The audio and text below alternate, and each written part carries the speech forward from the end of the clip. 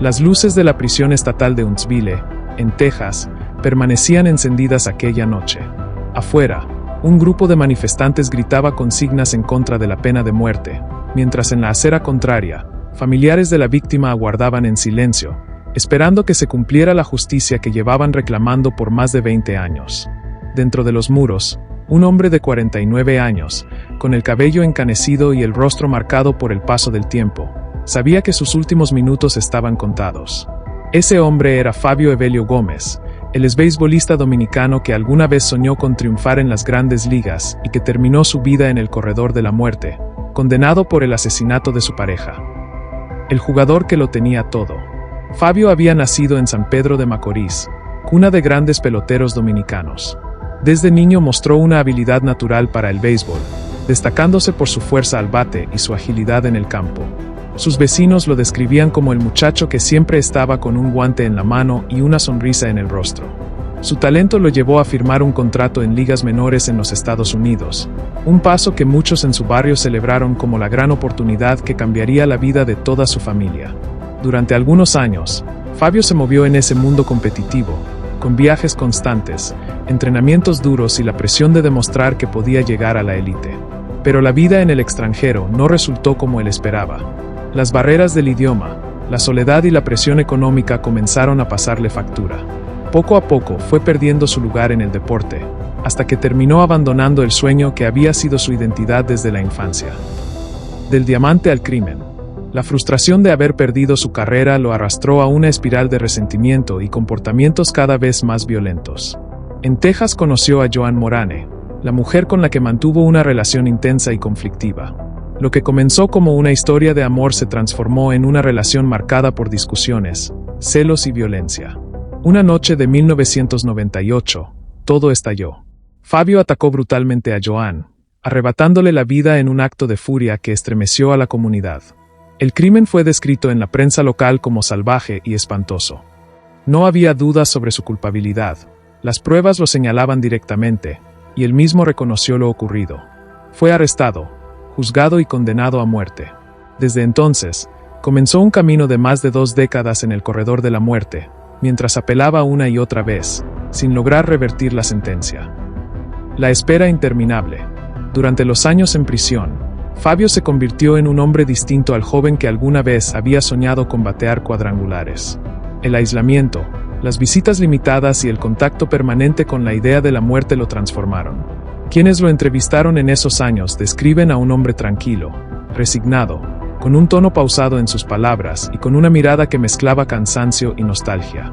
Muchos se preguntaban si el Fabio que esperaba su ejecución era el mismo que había cometido el crimen décadas atrás, o si los años de encierro lo habían convertido en alguien diferente. Mientras tanto, la familia de la víctima seguía exigiendo justicia, recordando que detrás de la historia de un beisbolista frustrado había una mujer cuya vida había sido arrebatada de forma cruel. El día de la ejecución. La fecha marcada llegó en septiembre de 2023. Ese día, el ambiente en la prisión de Huntsville era solemne. Como dicta el protocolo, a Fabio se le ofreció elegir su última comida. La tradición en Texas había sido polémica durante años, pues algunos condenados pedían banquetes extravagantes. Sin embargo, Fabio sorprendió con su elección. Pidió un plato sencillo de arroz blanco, habichuelas guisadas, pollo frito y tostones, un menú que evocaba su tierra natal, la República Dominicana. Comió lentamente, en silencio, como si cada bocado fuera un viaje de regreso a su infancia en San Pedro de Macorís. Algunos guardias comentaron después que lo vieron cerrar los ojos en varias ocasiones, como si quisiera grabar en su memoria aquel último sabor. Las últimas palabras. Minutos antes de la ejecución, Fabio fue trasladado a la cámara de inyección letal. Acostado sobre la camilla metálica, con los brazos extendidos y atados, se le dio la oportunidad de pronunciar sus últimas palabras. Su voz, aunque algo temblorosa, fue clara. Primero se dirigió a la familia de Joan, la víctima. No hay palabras suficientes para borrar lo que hice. No hay perdón que alcance para tanto dolor. Solo espero que encuentren paz después de esta noche. Luego, en español, mirando hacia la pequeña ventana donde sabía que lo observaban funcionarios, periodistas y testigos, agregó: a mi tierra, a mi gente, a mi familia, lo siento. No fui el hombre que debí ser. Recuerden que los sueños se cuidan, porque si se pierden, uno también se pierde. Que Dios me reciba con misericordia. Con esas frases, Fabio cerró los ojos. Los médicos confirmaron la muerte minutos después. Afuera, unos celebraban justicia, otros lamentaban la ejecución. El eco mediático del caso. La ejecución de Fabio Gómez no fue un evento cualquiera. Desde la mañana, los medios de comunicación locales, nacionales e internacionales ya habían colocado cámaras y equipos frente a la prisión de Huntsville. El hecho de que se tratara de un exbeisbolista profesional, alguien que había pertenecido a un universo tan distinto al del crimen, llamó poderosamente la atención de la prensa. Los titulares eran contradictorios. Algunos hablaban del monstruo que mató a su pareja, resaltando lo atroz del asesinato. Otros preferían enfocarse en la tragedia del pelotero que pasó del diamante a la muerte, un giro de vida que parecía sacado de una novela oscura sobre sueños rotos. Durante toda la jornada, programas de televisión deportiva en la República Dominicana interrumpieron su contenido regular para recordar los años de Fabio en las ligas menores, mientras entrevistaban a antiguos compañeros de equipo que aún no podían asimilar que aquel joven lleno de energía hubiera terminado en una camilla de ejecución. La última carta. Semanas antes de su ejecución, Fabio escribió una larga carta dirigida a su familia en la República Dominicana. En ella, repasaba su vida desde la infancia hasta su condena. Reconocía sus errores, agradecía a su madre por nunca haberlo abandonado y pedía que nadie intentara limpiar su nombre, porque, en sus propias palabras, yo mismo lo manché para siempre. La carta, filtrada a la prensa tras su muerte, fue leída en noticieros dominicanos, causando un profundo impacto. Para algunos, fue una muestra de arrepentimiento genuino. Para otros, solo un gesto tardío que no podía reparar el daño causado.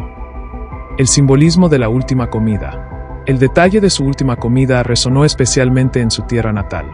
Los dominicanos, al escuchar que Fabio pidió arroz, habichuelas, pollo frito y tostones, lo interpretaron como un regreso a sus raíces, como si en su último acto consciente hubiera querido abrazar la cultura que lo vio nacer. En las redes sociales circularon comentarios como: se fue con el sabor de su patria, o ese fue su último viaje a San Pedro, aunque fuera solo en la memoria. Esa conexión emocional convirtió la noticia en algo más que un reporte judicial. Se transformó en un símbolo de identidad y nostalgia. El debate sobre la pena de muerte. Su ejecución también reavivó la eterna discusión sobre la pena capital en Estados Unidos. Organizaciones abolicionistas aprovecharon el caso para señalar que, aunque Fabio era culpable, su historia reflejaba el fracaso de un sistema que no supo brindarle apoyo en momentos claves de su vida.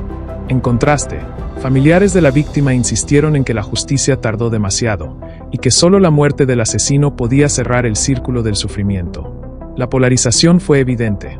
Mientras unos lo veían como un hombre que se perdió en el camino, otros lo seguían viendo únicamente como un criminal despiadado. La última mirada. Un testigo presente en la cámara relató después que lo más sobrecogedor no fueron las palabras de Fabio, sino su mirada. Dijo que antes de cerrar los ojos, Fabio buscó con la vista el cristal que lo separaba de los demás, y que en su rostro se dibujó una mezcla de tristeza y resignación, como si aceptara plenamente lo que estaba a punto de ocurrir.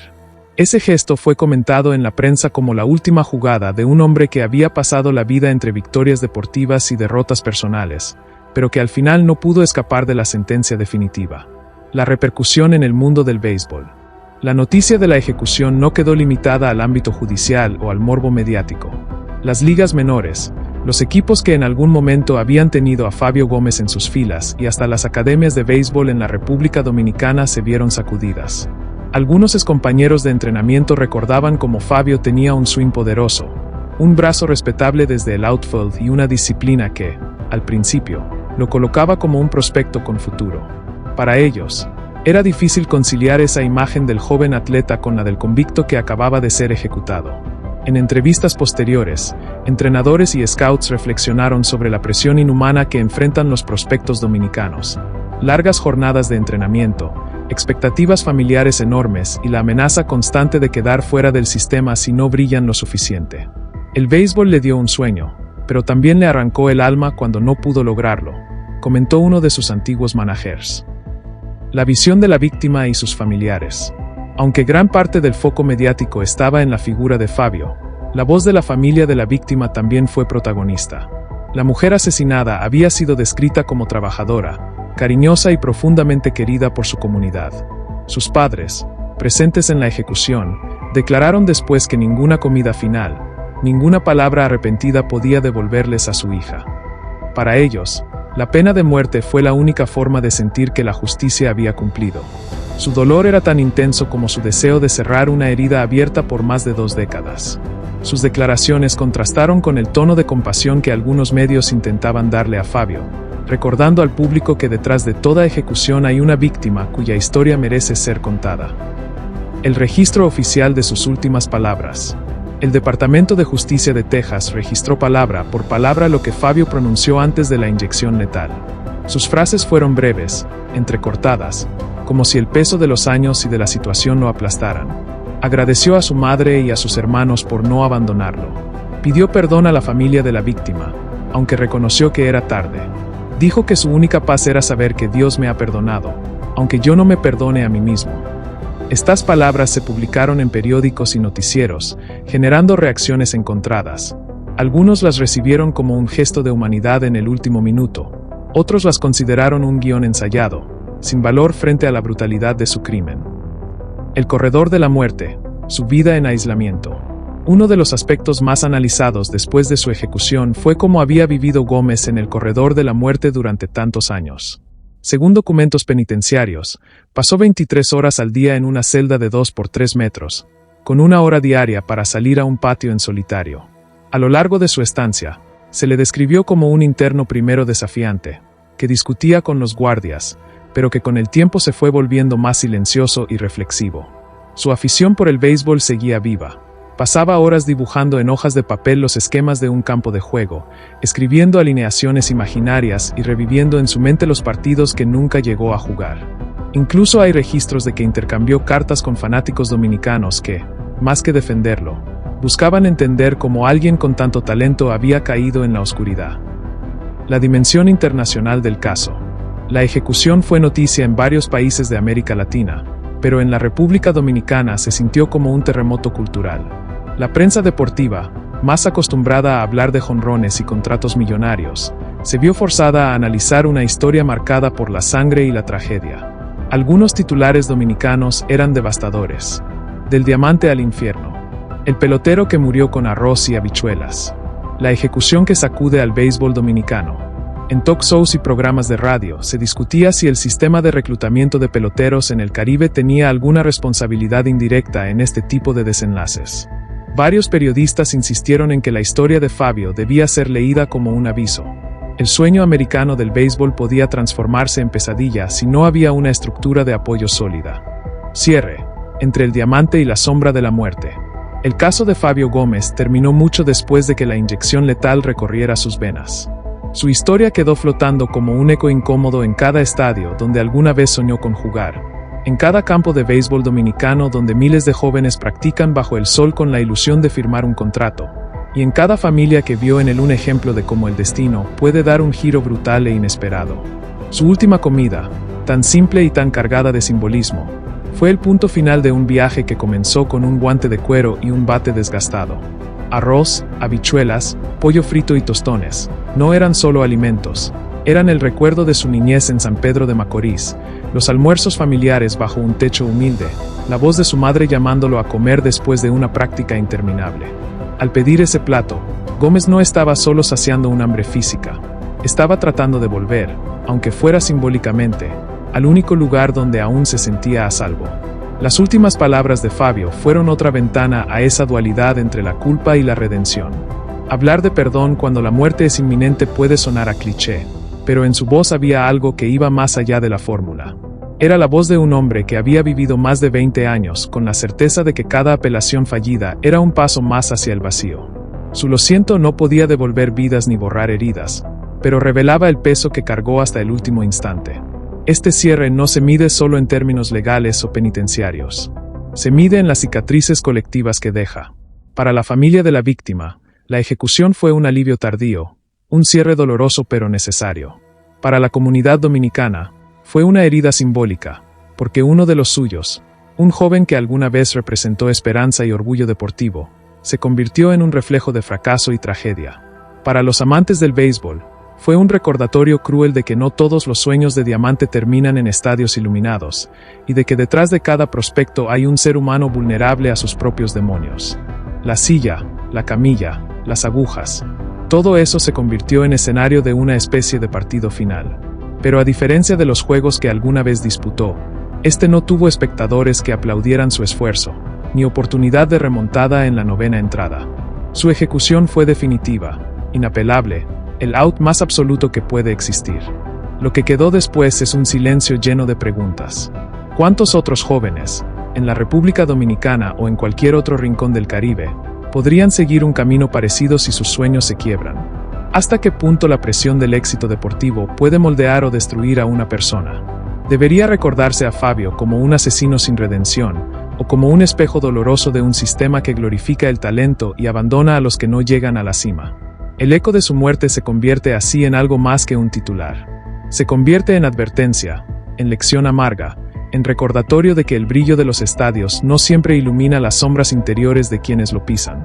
Fabio Gómez, el beisbolista ejecutado por asesinato, quedará en la memoria no como una figura de gloria, sino como un símbolo de la fragilidad humana cuando el sueño se convierte en pesadilla.